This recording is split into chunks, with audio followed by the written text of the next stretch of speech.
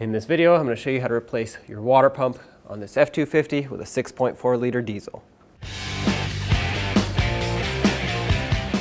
To drain the coolant, you'll notice that on the front driver's side, you have a little drain plug with a Phillips head cut out for the radiator. So if you stick a screwdriver up here, turn it counterclockwise to loosen it, have a collection bucket ready to catch all the fluid. There you go. We'll just let that drain. At the top, we have to get rid of all these wires here and this hose that runs across. So pull it up, remove it from its retainer.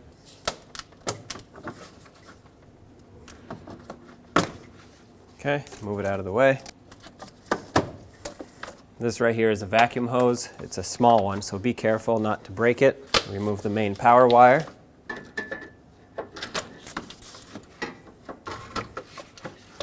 And remove this rubber piece.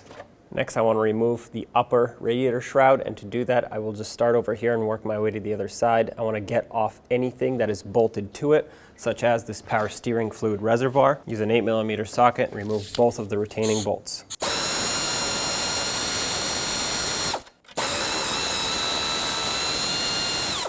Now you can push this away. To get a little bit more clearance for this reservoir, I want to take out the upper radiator hose. To do that, you need a pick or a pocket screwdriver. I'm going to choose a pick because it'll be easier. And with that pick, all you have to do is just pull out on this retaining clip. Make sure you don't lose it, because sometimes these go flying and you're going to want to save it. Looks like the clip can't come out completely, so I'm going to take out this 8mm bolt so I can kind of maneuver the shroud out of the way.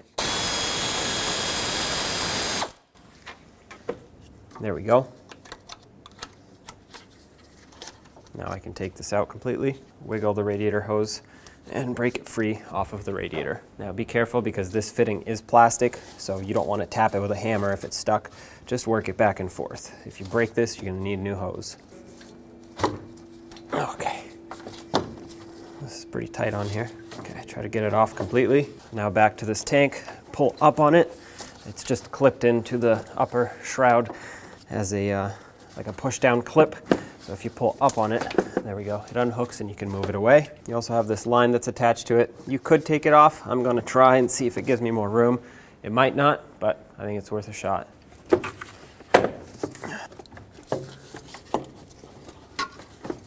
That's pretty good right there. We'll leave all of this as is. I have my battery removed so you can see, otherwise I could not get you a clear shot. But if you look straight down underneath that power steering reservoir, you'll see this 8mm bolt, which holds the upper to the lower fan shroud. Get yourself a long extension, sneak a socket down there, and let's remove it. You're gonna have to block your view to take this out, but if you have a magnet, it's also a lot easier because you can come in from the top. There it is. Same on the other side, one bolt up top, one down there. This one will be easier to get to because there's no power steering reservoir in the way. On the back of the shroud, you also have this, which is bolted on with a 10mm bolt. Remove it. You could unplug it and disconnect the vacuum hose, but why disturb the connections when you can just remove the bolt? Pull it out of the way, leave it connected, and push it aside. Now pull up on the upper fan shroud, and you should be able to get it out of your way.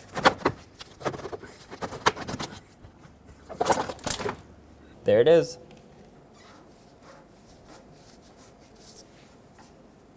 Nice and snug. On the back side of the fan shroud, remove that red connector and unplug the fan clutch. Next, you're going to want a fan clutch tool. Looks like this. This one happens to be 1 7/8 inches in diameter. You want to go down onto the hex cutout of that fan clutch. This one is reverse thread. So basically you have to tighten in order to actually loosen it. Give it a couple taps. All right, that clearly worked because it shot my flashlight out of there. Now it's spinning freely. Remove your tool. All right.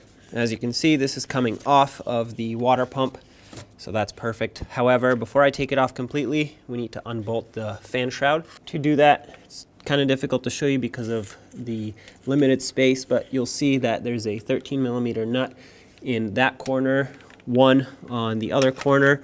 Right here you can see it if you spin the fan blades, and then there are 2 bolts at the bottom. It looks exactly like that. It's just at the bottom. So basically, if this was a square and not round, there would be 1 in each corner. Let's remove all 4 of those, and then the fan and the fan shroud come up as 1 unit.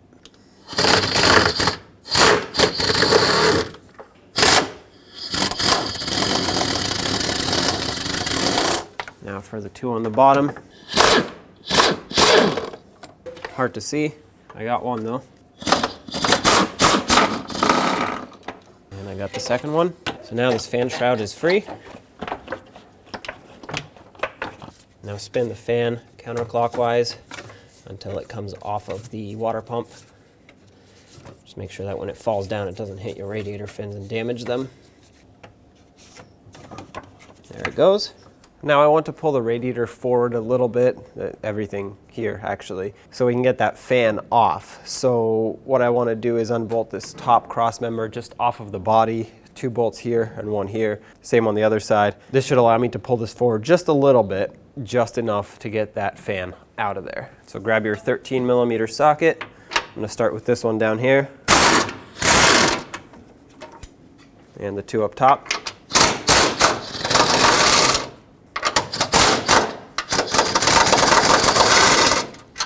Do the same to this side over here.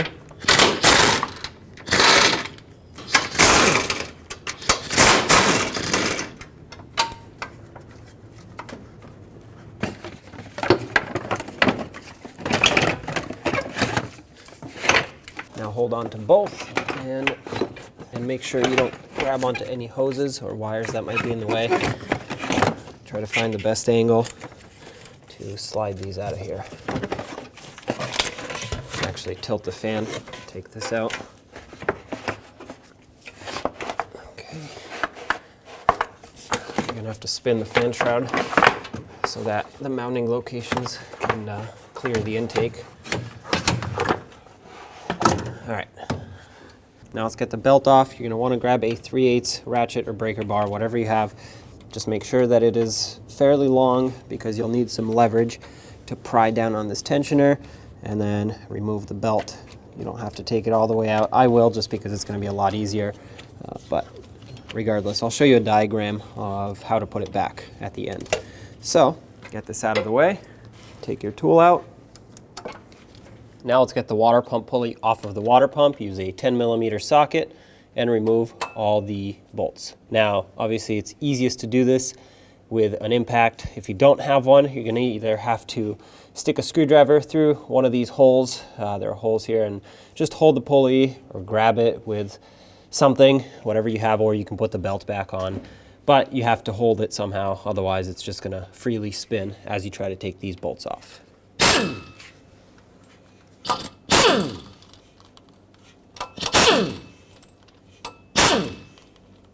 It's a little bit stuck on here, so I'm just gonna whack it with a little rubber mallet.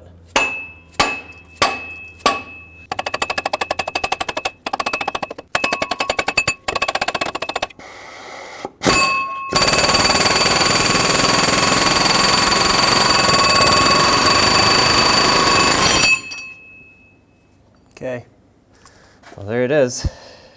As you can see, it was pretty rusty around that lip right where it holds onto the water pump, so that's basically what we were getting stuck on. So if you have an air hammer, just be very gentle with it. Obviously you want to save the pulley, you don't want to damage it. If you do, you're going to need a new one. If you don't have an air hammer, try to use a steel hammer instead of a rubber mallet like I did, but the chances of damaging the pulley are higher, so that's why I went for the rubber mallet, and I knew that with the air hammer I could control the vibrations a lot better. Now I have a collection bucket underneath because the water pump will leak coolant. So at this point, with my 10mm socket, I'm going to take off all the bolts that hold this on.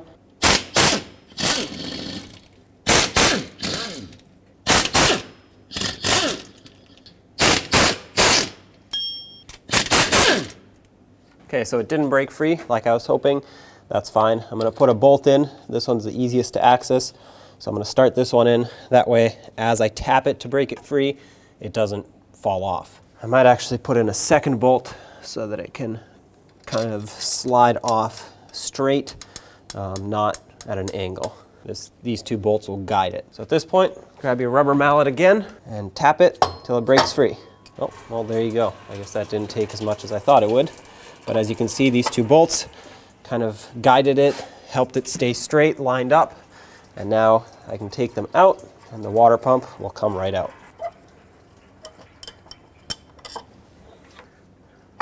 Okay. There it is. Next, I'm going to absorb some of the coolant that is waiting to leak out here, just so I can get it out of my way. Wipe off the edge where you can see this corrosion. A lot of times you can wipe off quite a bit of it before you come in and scrape it off. And at this point, we're gonna, like I said, come in and scrape it off.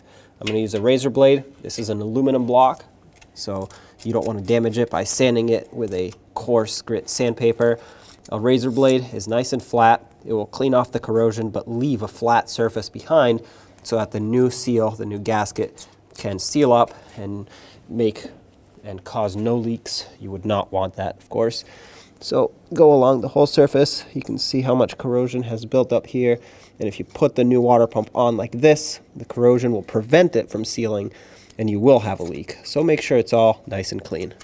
If you didn't have a razor blade, you could use some fine grit sandpaper on a sanding block. If you have to do it by hand, just be very careful. You don't want to create uneven grooves in the surface. Aluminum is a very soft metal. And just do what you have to do to get this corrosion off.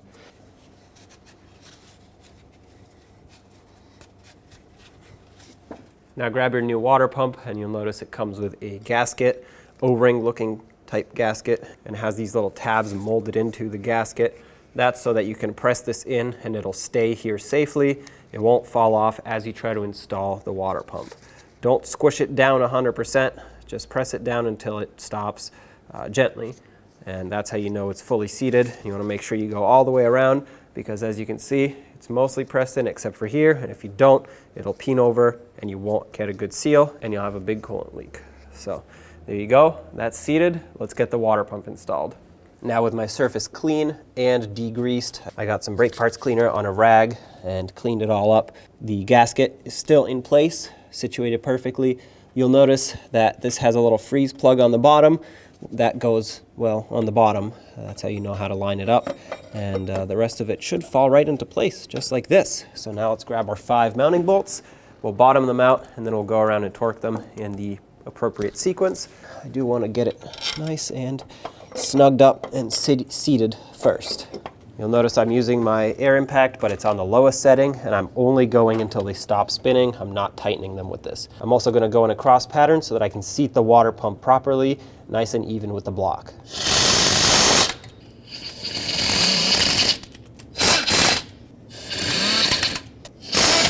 Okay, now let's grab the torque wrench and torque them. The torque for this is 23 foot-pounds. Doesn't matter where you start, I just recommend going in a cross pattern, again for the same reason, so you can seat the water pump gasket correctly.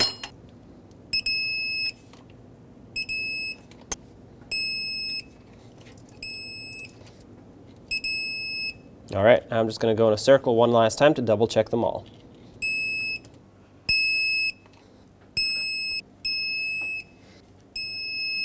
There you go. Next, what I want to do is take off this cover here for the threads for the fan clutch.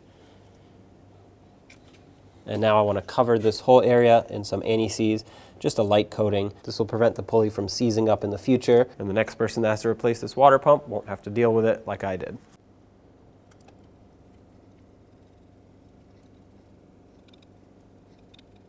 Try not to get any on the threads of the fan clutch because that one actually has to be on there nice and tight.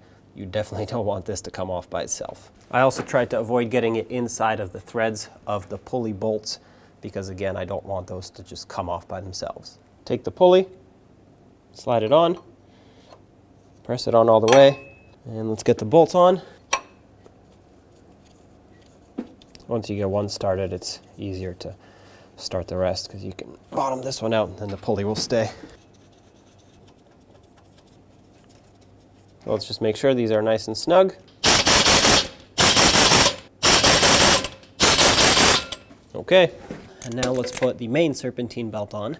Here's the diagram on the screen so you can follow along and put it on correctly.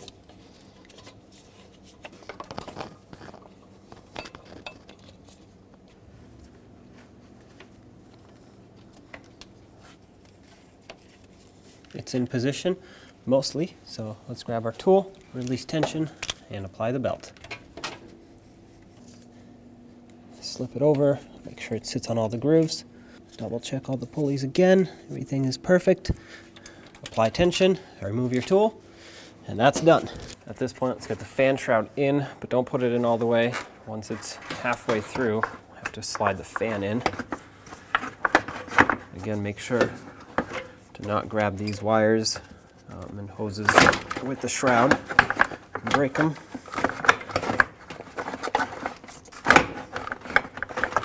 You're gonna have to kind of rotate it as you go down. All right, so I'll stop here, slide the fan in before it's too late. Okay, now bring them both down together. Connect this in here.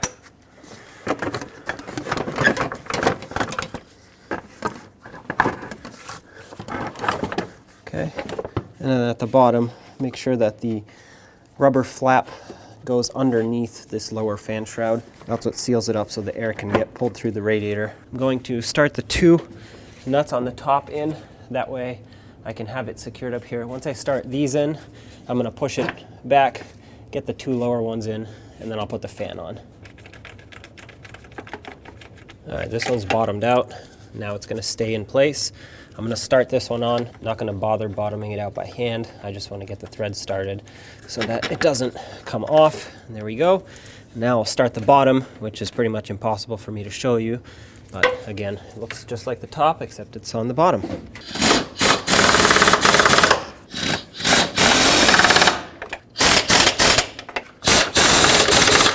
That's all set. Let's get the fan started on. Lift up the fan. Remember, this is reverse thread, so now you're going to want to spin it counterclockwise to get it to catch on and tighten. And there you have it. That just caught on to the water pump. Spin it until it bottoms out, then we'll grab our tool and fully tighten it. Slide your tool down here, go in the loosening direction to tighten it. Give it a couple taps, that should be plenty. Plug in the fan clutch.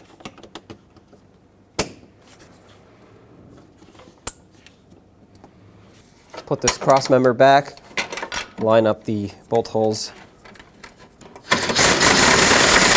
The top one started too. Now let's do the other side.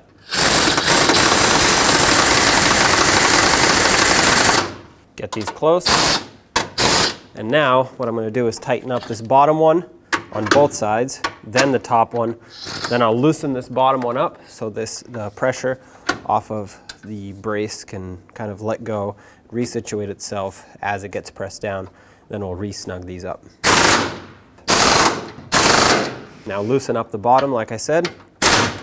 You can see it reseated. Tighten up the bottom again and do the same to the other side. Let's put this back. Make sure it goes along the top of the radiator, and then the sides go around the AC condenser. This makes sure that all the air is directed into the coolers, not around them. I had some of the push clips missing, but just make sure you clip it in with any clips that you had. Let's put in the upper fan shroud now. I'm going to slide it down on the driver's side first.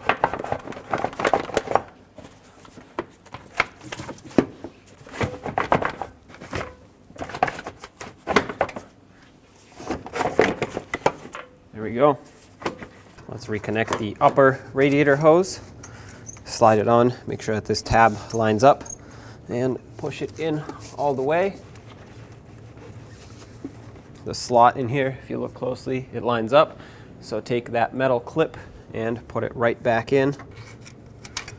It should seat itself down all the way like this. If it doesn't go down, that means the hose isn't fully seated, and as soon as it builds pressure, it's going to pop right off, if not leak right off the bat. So make sure it's in all the way and the clip seats itself down. Let's reattach this here, put the bolt back in, and tighten it up. Okay, now let's reattach the upper to the lower fan shroud. So as you can see on each side, there's a mounting bolt right there. I'm going to start with this one because it lines up perfectly.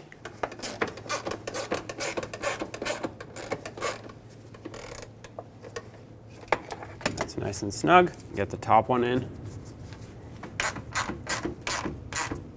And let's do the other side. Okay, so this one was a little trickier. Stick a pry bar in here and kind of guide that lower shield in place, the lower fan shroud. All right, just make sure it's nice and tight. Do the same to the top one. Now bring the power steering reservoir up, and remember it has to slide up more than you think it needs to because it has to hook into the fan shroud down there. Tighten it up.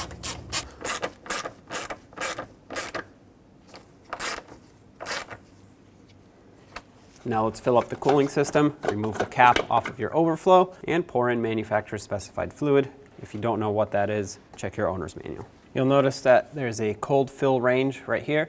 This is what you're aiming for. So add coolant until you get to right about here, and then I'll run you through the bleeding procedure.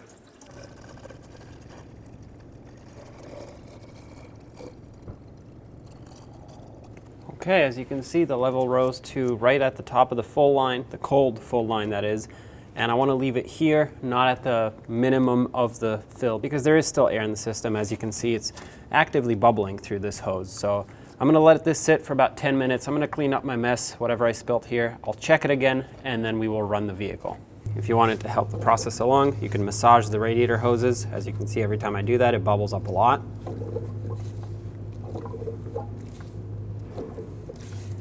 Now let's turn the truck on, turn the ignition to the on position, wait for the glow plugs to cycle, and there we have it, we're good to go. Perfect, starts right up. Now we want to come over to the HVAC controls, put the heat all the way on high, blower on medium, and we'll make it blow on the vents. That way I can feel the heat coming through as it warms up. We want to make sure that we get heat in the cab. If there is no heat coming in through the cab, that means your heater core still has air in it. Obviously, pay attention to your temperature gauge. It's not going to put out any heat until it warms up. But if you don't have heat in your cab and it's fully warmed up, you have air in the system. So shut the truck off, let it sit. Maybe you do another bleed procedure after that, and the air should go away. Pay attention to your coolant level. Right now it's here at the minimum line of the cold fill. Obviously as it heats up, it's going to rise up. If you wanted to leave the cap open, go ahead, do it now while the engine's cold. Once it runs for 5 or 10 minutes, do not touch that cap, don't open it, it will be under pressure. Relieving the pressure will sometimes help push the air out, not always though. And once we shut it off and it's at full operating temperature, we'll come back here and make sure that the level hasn't dropped too far. If it has, we'll top it back off. All right, at this point, I have plenty of heat coming through the vents. It is not warmed up fully, but I am inside in a garage, so I'm gonna shut it off, pull it outside, take it for a test drive, make sure it gets nice and warm, and then come back and check the coolant level. So at this point, you can go ahead and take it for a road test, and you should be all set. When only the best will do, demand TRQ. The only company that lets you view before you do. TRQ is committed to offering the highest quality aftermarket auto parts that are engineered for peace of mind. Thanks for using and viewing with TRQ.